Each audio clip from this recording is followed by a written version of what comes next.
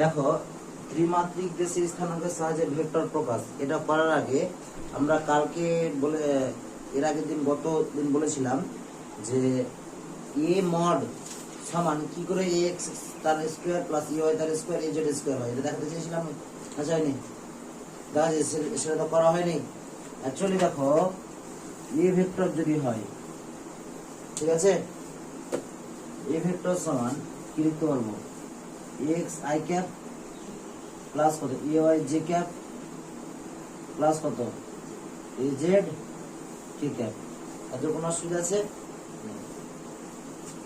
আবার এ ভেক্টর যদি বলি তাহলে কি হবে, এক্স আই ক্যাপ বলো A Y J cap A Z কত কে ক্যাপ, থাকে না?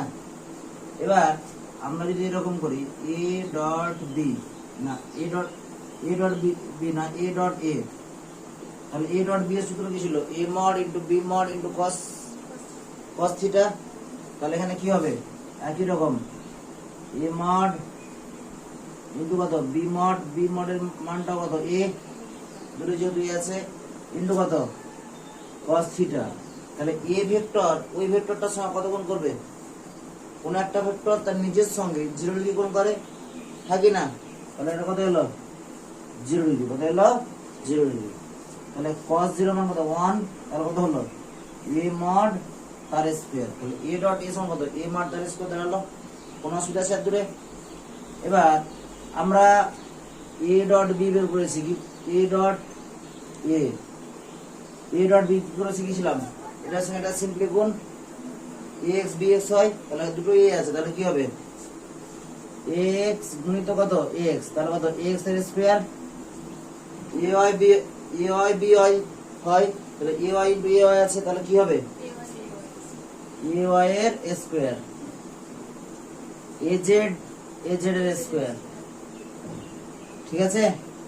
এবার দেখো a ডট a সমানটা পাচ্ছি a মড তার হোল স্কয়ার আর ওটা সমান আসবে না, তাহলে কি এটাকে যদি তাহলে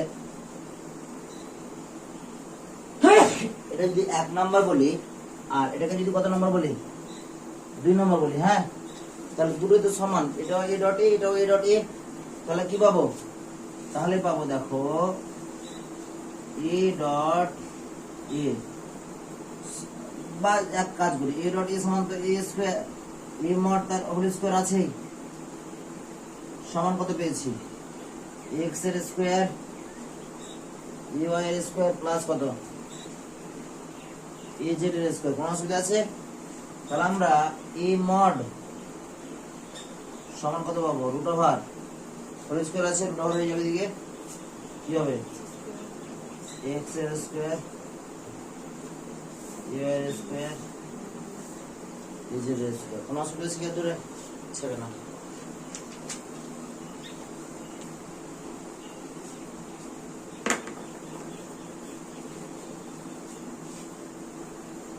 এটুকু এক্সট্রা ছিল, হ্যাঁ। এই যে আজকে যেটা আলোচ্য বিষয় আছে সেটা হচ্ছে ত্রিমাত্রিক দেশে স্থানাঙ্কের সাহায্যে ত্রিমাত্রিক দেশে এগুলো তুলে দে,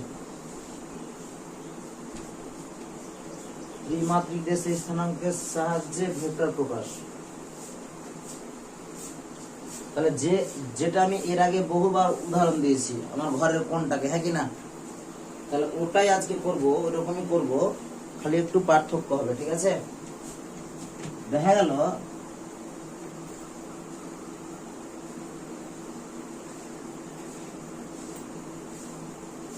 এটা একটা, ঠিক আছে? আবার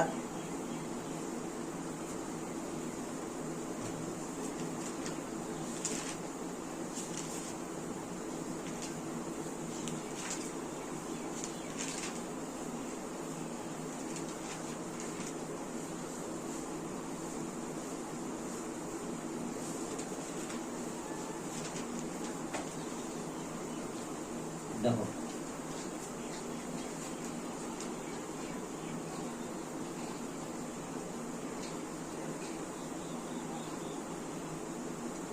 এবার বলছে যে আমাদের ত্রিমাত্রিক একটা দেশ যেখানে এই বিন্দুটা হচ্ছে ও বিন্দু, এটা কি বললাম ও বিন্দু, এই বিন্দুটার স্থানাঙ্ক যদি একদম শুরুতে দিচ্ছে, ঠিক আছে?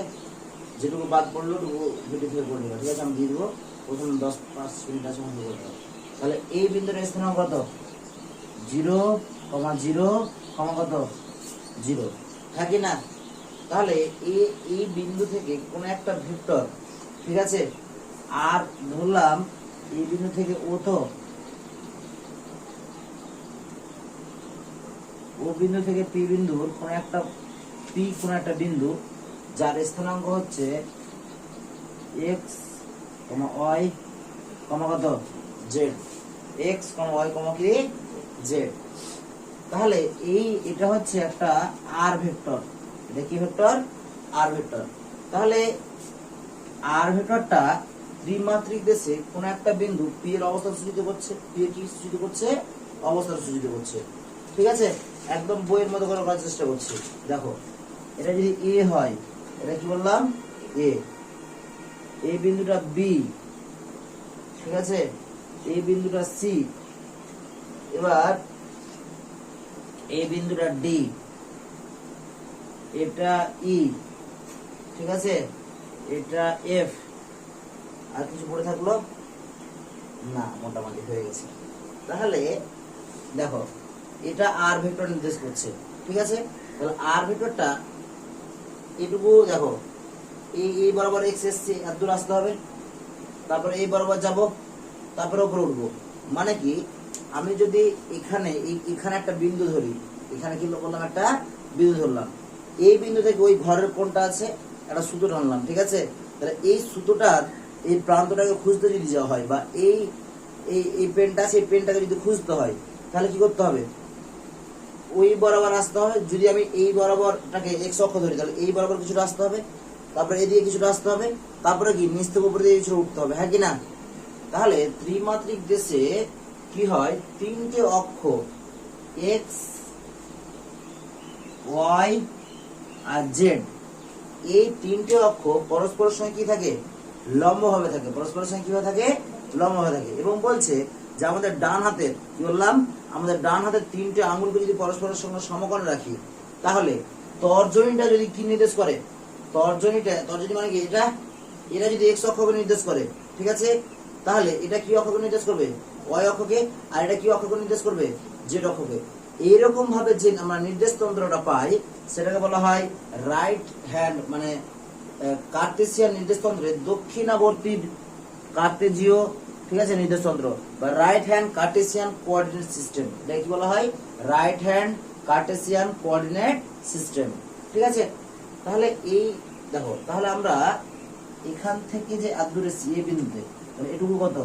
এক্স, এটুকু কত? এক্স। আবার এ থেকে ডি বিন্দুতে গেছি, এটুকু কত বলবো? ওয়াই, এটুকু কত? ওয়াই। নিচ থেকে যে এতটা উঠেছি, এটা কত? জেড, এটা কত? জেড। চিত্র অনুযায়ী দেখো, আমরা দেখব যে ও এ যা হবে, দেখা যাবে যে বিডি, কি বললাম? বিডি একই হবে। আবার এডি যা হবে, ঠিক আছে, ও বি একই হবে। আবার ডিপি যা হবে, ও সি এখন আলাদা হবে। এটুকু যা আছে, এটুকু উচ্চতা একই।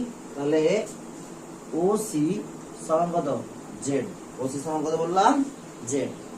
এবার যদি বলি এটা একটা ভেক্টর, এটা একটা ভেক্টর, এটা একটা ভেক্টর, ঠিক আছে? ত্রিমাত্রিক দেশে ও এ হচ্ছে একটা ভেক্টর, ওডি একটা ভেক্টর, আবার কি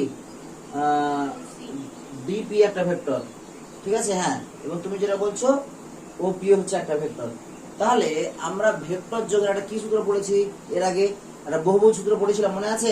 তাহলে কি একই ক্রমে যদি নিই, তাহলে এটা এদিকে আসছে, তারপরে এদিকে আসছে, তারপরে এদিকে আসছে।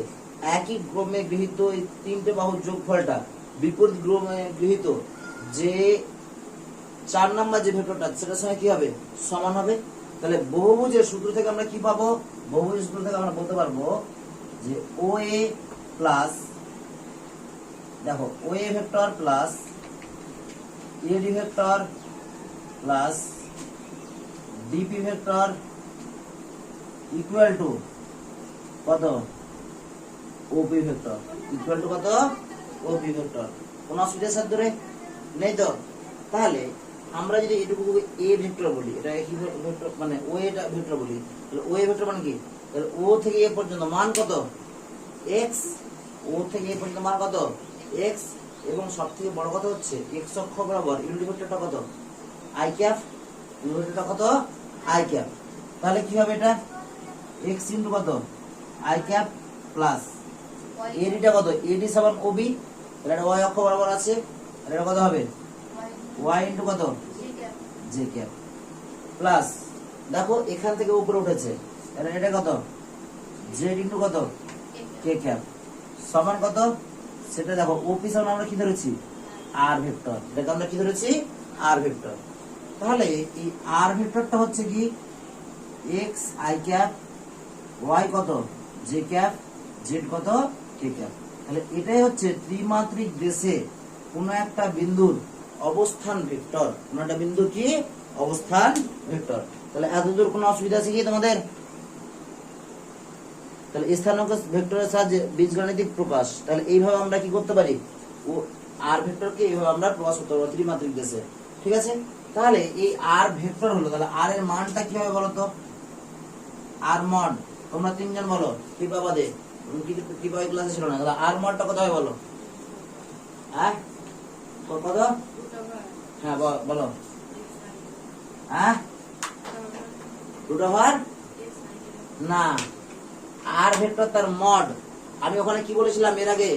যে এ ভেক্টর সমান x i cap, A y j cap, A z কত?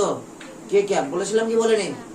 এবার এখানে তার পাশে তো নিশ্চয় i j k ছিল, i j k ওখানে ছিল, তাহলে x এর জায়গায় কত আছে? এখানে x আছে, তাহলে r ভেক্টর তার মড সমান x স্কয়ার প্লাস কত? এটা y স্কয়ার প্লাস কত? z square. এটা করা যায় কি যায় না? এইভাবে হলো। আরেকটা ভাবে করা যায়, সেটা কি দেখো? আরেকটা ভাবে এটাকে করা যাবে। যদি এটা আমরা আমাদের দেখো এটা দেখতে কেমন বলো তো? একটা আয়তক্ষেত্রের মতো না?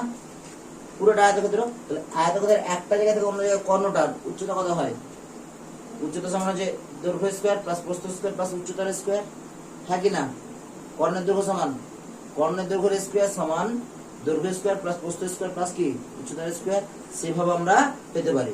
যেহেতু আমি ওটা শিখিয়ে দিয়েছি ভেক্টরের পদ্ধতি কিভাবে মান নির্ণয় করতে হয়, সেটা আমরা এই নিয়মটা ইউজ করব। বোঝা গেল কি গেল না? বোঝা গেছে একদম?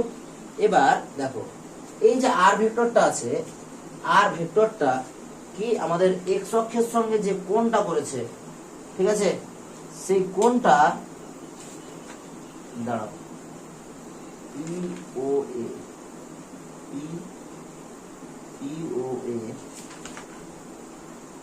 POA সমান হচ্ছে আলফা। হ্যাঁ, তাহলে আমরা যদি দেখো POA এই এক্স অক্ষের সঙ্গে আর ভেক্টরটা যদি আলফা কোণ করে, কত কোণ করে? আলফা। ওয়াই অক্ষের সঙ্গে কত কোণ করে? বিটা। এবার এটা অক্ষের সঙ্গে কত কোণ করে?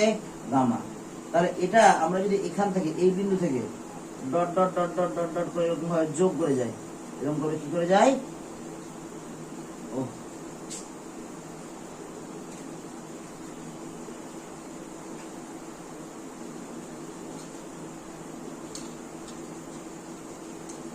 ঠিক আছে? তাহলে আমরা কি পাবো দেখো?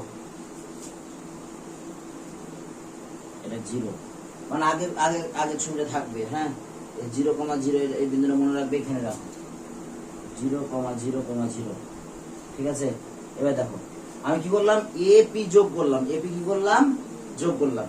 মানে কি দেখো এখানে একটা সুতো ওখানে ওই কোণা থেকে এখানে বাঁধা আছে, ঠিক আছে?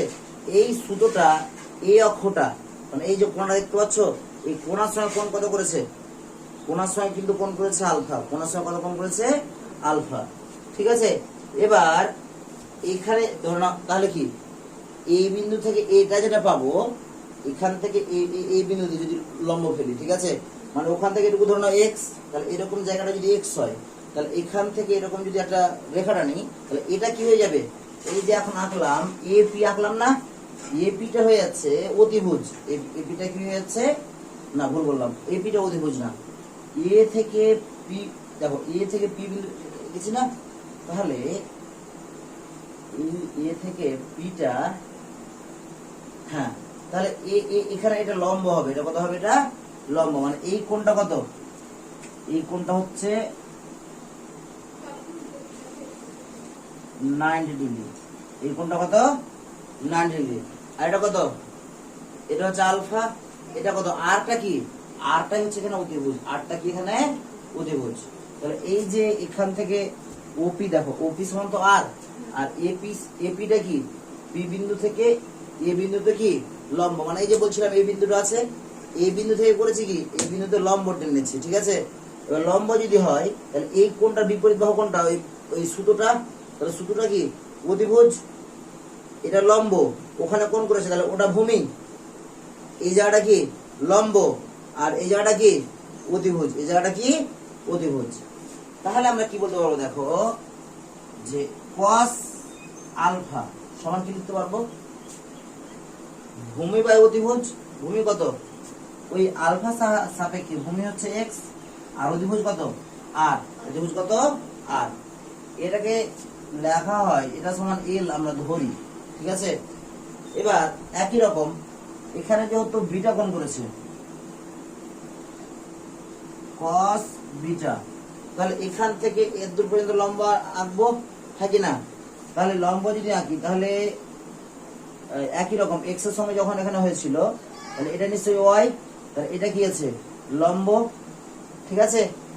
তাহলে এখানে বিটা যে কোণটা করেছে, ঠিক আছে, এই বিটা দেখো cos বিটা সমান কত হবে y বাই কত আর, তারপরে দেখো cos গামা সমান কি হবে z বাই কত আর, z বাই কত আর।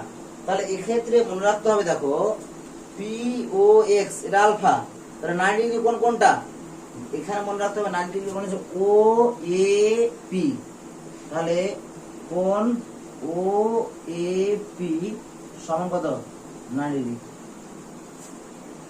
ঠিক আছে। ঠিক যে এডি সমান ওবি বলেছি, তাহলে এডি সমান ওবি, তাহলে এখানে দেখো এটুকু লম্ব আমরা পেয়ে যাচ্ছি, হ্যাঁ কি না, এটুকু পাচ্ছি। এবার লম্ব যদি পাই এটুকু কত, এই এখান থেকে দেখো ও থেকে বি পর্যন্ত এটুকু হচ্ছে ওয়াই, এটুকু কি ওয়াই, আর এটুকু কি দেখো এখানে, তাহলে এটা 90 ডিগ্রি কোণ আসছে, এই কোণটা কত 90 ডিগ্রি আসছে, এটা কত ভূমি, আর এটা কত, এটা কত অতিভুজ, এটা কত, আমরা কি করতে হবে তখন ওখানে এটা যোগ করতে হবে, এটা যেমন যোগ করেছিলাম এখানে পিবি যোগ করতে হবে, তাহলে আমরা কি পাবো, আমাদের এটা ভূমি পাবো, এবং এই কোণটা এই যে পিবি যোগ করলাম কিনা এটাই 90 হবে, আমার এখানে ভুল ছিল ব্যাপারটা, যেমন দেখো এই পি এ যোগ করলাম না, যে এই কোণটা কত হয়েছে 90, একই রকম পিবি যোগ করব, এখানে যে কোণটা তৈরি হবে, এখানে যে কি বললাম কোণটা তৈরি হবে সেটা কত হবে 90, এবং এর বিপরীত দেখো এর বিপরীত নিশ্চয়ই এটা 90, নাহলে এর বিপরীত বাহু ওপি, ওপিটা অতিভুজ হচ্ছে, হ্যাঁ কি না। তাহলে এটা কত cos বিটা সমান y বাই r, আর cos গামা সমান কত z বাই r, এটাকে m ধরা হয়, আর এটা কি ধরা হয় n। এই যে cos আলফা সমান x বাই r সমান l, cos বিটা সমান y বাই r সমান m, cos গামা সমান হচ্ছে z বাই r সমান n, এগুলোকে বলা হয় ডিরেকশনাল কোসাইন, বা বাংলায় বলা হয় দিক কোসাইন। কি বললাম এগুলোকে, ইংরেজিতে বলা হয় ডিরেকশনাল কোসাইন, আর বাংলায় বলা হয় কি দিক কোসাইন, ঠিক আছে। তাহলে এই দিক কোসাইনটা তাহলে এত দূর হলো, এবার এটা শেষ করছি দেখো। এবার যদি এক কাজ করি, দেখো L square plus M square plus কত এন স্কোয়ার, এল এর মানেটা, এম এর মানেটা, এন এর মানেটা, মানে এগুলোকে লেখা যাবে, হ্যাঁ কি না। তাহলে কি করা যাবে, L square M square N square সমান কত, এল এর মান কত এক্স স্কোয়ার বাই কত R square, Y square by কত R square, Z square by কত আর স্কোয়ার, লসাগু কত হলো R square, X square plus Y square plus কত জেড স্কোয়ার, কোনো অসুবিধা আছে। এবার দেখো আর আর মড সমান কত X square plus root over X square plus Y square plus Z square, এবার যদি এটা স্কোয়ার করে দিই তাহলে কি পাবো, আর স্কোয়ার সমান X square plus Y square plus Z square, যেটা উপরে আছে সমান আমরা কি লিখতে পারবো, সমান লিখতে পারবো আর স্কোয়ার বাই কত আর স্কয়ার কাটাকাটি করলো হলো, তাহলে কত হলো 1, কত হলো 1। তাহলে এই যে 1 হলো, তাহলে L সমান কি cos আলফা, M সমান কি cos বিটা, এটা সমান কত cos গামা। তাহলে cos alpha square plus cos beta square plus cos gamma square সমান কত 1, বা L square plus M square plus N square সমান কত 1। এটাই হচ্ছে ডিরেকশনাল কোসাইনের একটা সম্পর্ক। ডিরেকশনাল কোসাইন গুলোর মধ্যে কি একটা সম্পর্ক, বোঝা গেল? তাহলে এটাও বলতে পারি L square M square N square সমান 1, বা বলতে পারি, বা কি বলতে পারি cos square alpha plus cos square beta plus cos square gamma সমান কত 1। বোঝা গেল না? গেল না? চলো সেটা না,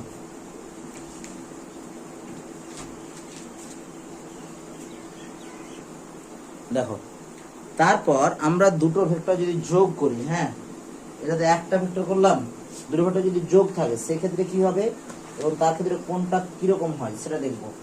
মুছে দিলাম, হ্যাঁ। এবার হেডিং করতে পারো দুটি ভেক্টরের লব্ধি ও অন্তর, মানে দুটো ভেক্টরের যোগফল কেমন হবে এবং বিয়োগফলটা কেমন হতে পারে সেটা আমরা দেখবো।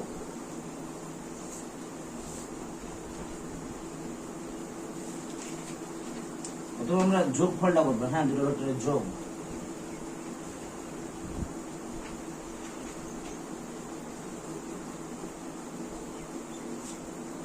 মনে রাখবে একটা কথা, যে দুটো ভেক্টরের যখন আমরা যোগ করবো কিনা,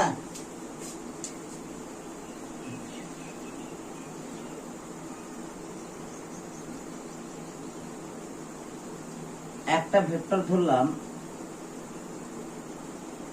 এটা হচ্ছে r1 ধরলাম, কত ধরলাম r1, না বই এটাকে r2 ধরেছে, যাই হোক এটা r1 করলাম বইয়ের মতো করে, এটা r2 ধরলাম, ঠিক আছে দুটো ভেক্টর। তাহলে এই বিন্দুটার স্থানাঙ্ক কত হতে পারে, x1, y1, কত z1, এটা কত x2, y2, কত z2। এবার এদের লব্ধি ভেক্টরটা সমান্তরিক সূত্র অনুযায়ী, যে যদি দুটো কোনো ভেক্টর সমান্তরিকের দুটি সন্নিহিত বাহুকে নির্দেশ করে, তাহলে ওই সন্নিহিত বাহুর বিন্দু দিয়ে অঙ্কিত কর্ণটা, অঙ্কিত কি কর্ণটা ওই ভেক্টরের লব্ধির মান ও দিক নির্দেশ করে, লব্ধির নির্দেশ করে মান ও দিক। তাহলে এটা r1, এটা কত r2, তাহলে এদের লব্ধিটা কত r1 প্লাস কত r2, ঠিক আছে।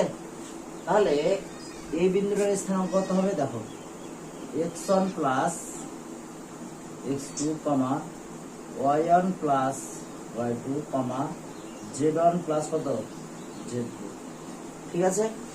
এবার দেখো একটা, দেখো এই লব্ধি ভেক্টরটা r1 প্লাস r2 টা x অক্ষের সঙ্গে যদি কোণ করে কত আলফা, y অক্ষের সঙ্গে কোণটা কত করবে বিটা, z অক্ষের সঙ্গে কোণটা কত করছে গামা।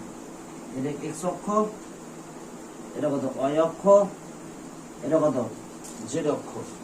তাহলে কি বললাম, এটা x অক্ষ, এটা y অক্ষ, এটা কি, এটা হচ্ছে z অক্ষ, এটা কি বললাম z অক্ষ, ঠিক আছে।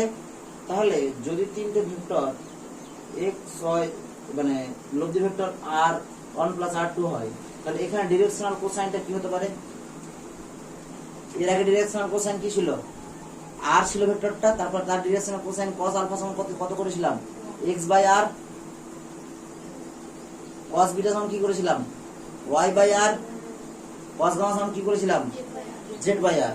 তাহলে এখানে এটা তো মূল ভেক্টরটা, এগুলো যদি নাম দিই, নাম দেখো, তাহলে এইটা কত, এখান থেকে r1 প্লাস r2 তো মূল ভেক্টর থাকে না, তাহলে এখানে আমরা কি বলতে পারবো দেখো, cos আলফা ইকুয়াল টু কত, x এর জায়গায় কি হয়েছে এখানে লব্ধি ভেক্টরটা x1 plus x2, x1 plus কত x2, তাহলে কত x1 plus x2 by r1 plus কত r2, তার কি মড, তার কি মড। ওখানে ডাইরেক্ট আর ছিল, কারণ আর ডাইরেক্ট ওখানে ভেক্টর চিহ্ন দিইনি। আর যখন দিয়েছিলাম তখন ভেক্টর চিহ্ন দেওয়া ছিল না, মানে অবশ্যই ওখানে মড বের করা ছিল। তাহলে cos আলফা সমান x1 plus x2 by r1 plus r2 তার মড। তারপরে দেখো cos বিটা সমান কত? cos বিটা সমান হচ্ছে y1 প্লাস y2, তাহলে কত? y1 প্লাস কত? y2 বাই r1 প্লাস কত? r2। cos গামা সমান z1 প্লাস কত? z2 বাই কত? r1 plus r2। কোন অসুবিধা আছে দূরে? তাহলে cos alpha cos beta cos gamma বেরিয়ে গেল যোগ ফলে, মানে আমরা দুটো ভেক্টরকে যদি যোগ করি তাহলে এই লব্ধি ভেক্টরটার দিক কোন দিকে হবে সেটা আমরা এইভাবে বলে দিতে পারবো। ঠিক আছে, এটা করে নাও।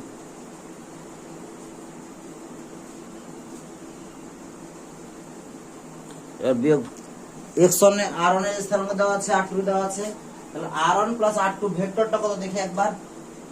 দেখো r1 প্লাস r2 ভেক্টরটা কত দেখবো। r1 প্লাস কত? r2 ভেক্টরটা কত? x1 প্লাস x2 ইনটু কত? i ক্যাপ y1 প্লাস কত? y2 ইনটু কত? j ক্যাপ z1 প্লাস কত? z2 ইনটু কত? k cap. দেখো এটা দাঁড়ালো, তাহলে এটাই হচ্ছে r1 প্লাস r2 ভেক্টরটা। ঠিক আছে, এবার বাকিটা ওরকম ভাবে হলো। এবার যদি বলে যে r1 প্লাস r2 মডটা কত? r1 প্লাস r2 ভেক্টর তাদের মড সমান root over x1 plus x2 তার হোল স্কয়ার, y1 প্লাস কত? y2 তার whole square plus z1 plus কত?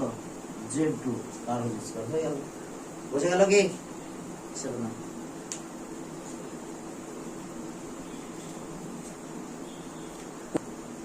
মানে আমার এখানে জায়গা হয়নি, তাই সব থেকে ভালো হয় যদি আমি নিচে লিখে দিই r1 plus r2 মডটা। r1 plus r2 তার মড সমান রুট ওভার কত?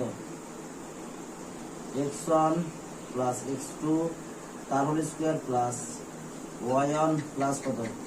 y2 তার whole square plus z1 plus কত? z2 তার হোল স্কয়ার। ছেবে না,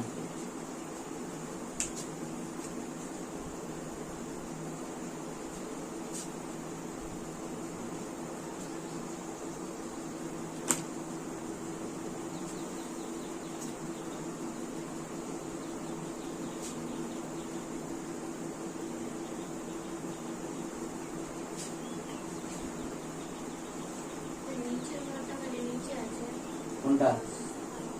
এটা এটা হ্যাঁ নিচে।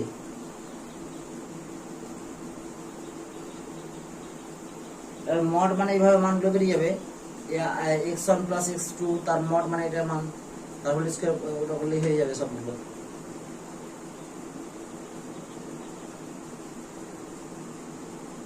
এগুলোর ক্ষেত্রে আমরা দেখাতে পারবো যে cos square alpha cos square beta plus cos square gamma সমান হচ্ছে l square plus m square plus n square সমান 1।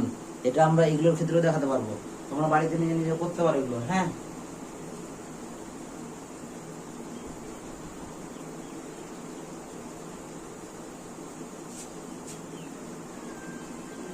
দেখো মুছে দেবো কি? মুছে দেবো না, এখানে মোছার দরকার নেই, এবার মাইনাস করতে হবে। হ্যাঁ, টাইম লাগছে প্রচুর এগুলোতে।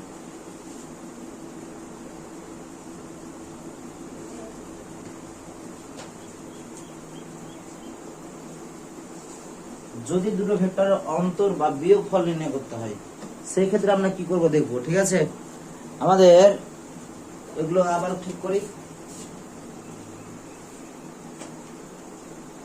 এটা দরকার নেই, এর কোনটাও দরকার নেই। ঠিক আছে, এটাও দরকার নেই, মানে যেগুলো মেরামত করলাম কিনা এটা নীল কালি দিয়ে মেরামত করলাম।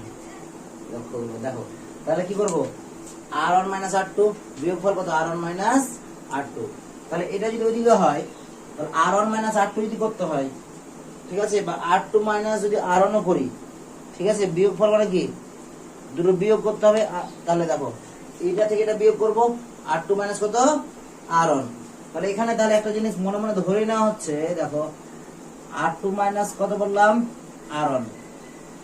তাহলে এদিকে দেখো r2 মাইনাস কত r1। তাহলে এই r1 ভেক্টরটা আছে, নিশ্চয় r2 থেকে এটা ছোট, আমরা ধরতে পারি, নিশ্চয় ধরতে পারি যে r2 থেকে কি r1 টা ছোট।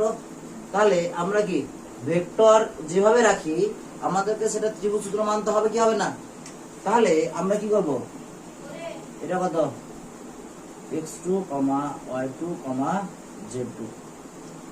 এবার আমরা কি করব, এইভাবে যোগ করব, হ্যাঁ কি না, x1, y1, কত z1, x2, y2, কত z2। তাহলে এদিক থেকে এদিকে গেল x2, y2, z2 টা, হ্যাঁ কি না, কোনো অসুবিধা আছে কি দূরে? তাহলে যদি এরকম আছে তাহলে দেখো ত্রিভুজ সূত্র মানছে 1, 2, 3টে। তাহলে একই ক্রমে দুটো, এই দেখো একই ক্রমে গৃহীত দুটো বাহু বিপরীত ক্রমে গৃহীত তৃতীয় বাহু সমান। তাহলে এইটুকু কত আসছে r2 মাইনাস কত r1, r2 minus r1 vector. এবার দেখো এই ভেক্টরটা আছে না, এই ভেক্টরটা ঠিক সমান্তরাল দিক এরকম করে সরিয়ে এখানে বসাই। তাহলে ধরলাম এটা হয়ে গেল কত, এটা ধরলাম যে r2 মাইনাস কত r1, মানে অন্তর্ফলটা। এবার ওটাকে এখানে কি করে আনলাম, বললাম কি যে সমান্তরাল শিফট বা প্যারালাল শিফট ব্যাপারটা বলেছিলাম, ওখান থেকে কোন রকম কোন পরিবর্তন না করে এখানে নিয়ে চলে এলাম, তাহলে প্যারালাল শিফট হলো। ঠিক আছে, এই ক্ষেত্রে এটাকে যদি r2 মাইনাস r1 ধরি, তাহলে দেখো এটা আবার কি x অক্ষের সঙ্গে একটা কোণ করেছে, যেটাকে আমরা কি বলবো আলফা, y অক্ষের সঙ্গে একটা কোণ করেছে যেটাকে আমরা কি বলবো বিটা, আর z অক্ষের সঙ্গে একটা কোণ করেছে সেটাকে আমরা কি বলবো গামা। তাহলে একই রকম cos alpha, cos beta, cos gamma লিখতে পারবো না? এবার দেখো r2 মাইনাস r1 সমান কত হবে, x2 minus x1 i cap plus y2, কোনটা কোনটা, হ্যাঁ এই তো বিটা এখানে আছে।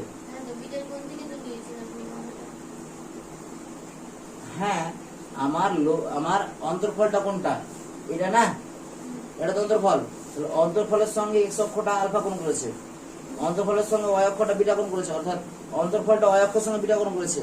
কিন্তু z অক্ষের সঙ্গে কত কোণ করেছে অন্তর্ফলটা, এখান থেকে পুরো এটা তাহলে কত কোণ করেছে গামা। বোঝা গেল কি? এবার থাকি না, তখন আমরা কার কোণ বের করছিলাম, লব্ধিটা x অক্ষের সঙ্গে কত, y অক্ষের সঙ্গে কত, z অক্ষের সঙ্গে কত।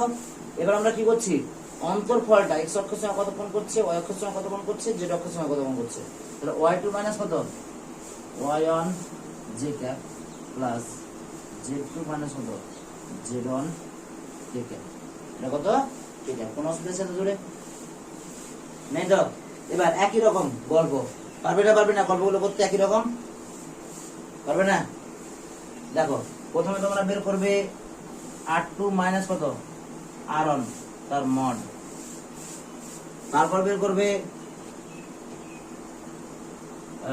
তারপর আমি লিখে দিচ্ছি বাকিটা, cos আলফা সমান হচ্ছে x2 minus x1 by r2 minus r1 তার মড, cos বিটা সমান হচ্ছে y2 minus y1 by r2 minus r1 তার মড, cos গামা সমান হচ্ছে z2 minus z1 by r2 minus r1 তার মড। বোঝা গেল? করে দিলাম। আর বাকিগুলো একই রকম গল্প, যে cos square alpha plus cos square beta plus cos square gamma যদি করি সেটা কত আসবে 1 আসবে। ঠিক আছে, চলো তাহলে করে নাও তো।